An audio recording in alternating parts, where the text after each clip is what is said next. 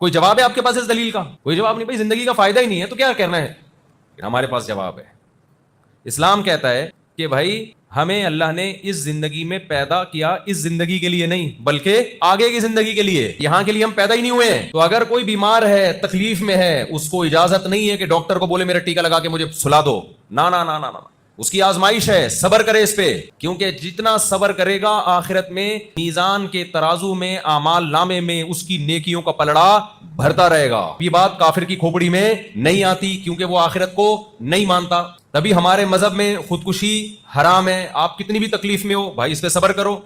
ये examination hall है, ये इम्तिहान गाह है। किसी को अल्लाह खुशियां दे के आजमाता है, किसी को अल्लाह टेंशनें दे के आजमाता है। आप क्या समझ रहे हो जो खुशियों में और बड़ी लैंड क्रूजर में और बड़े ठाठे मारती हुई गाड़ियों में और बड़े मजे की जिंदगी में है, क्या वो कामयाब है? क्या अगर वो कामयाब है तो दुनिया का सबसे कामयाब तरीन आदमी फिर कारून था, जिसका कुरान ने बहुत बुरे अल्फाज में जिक्र किया है।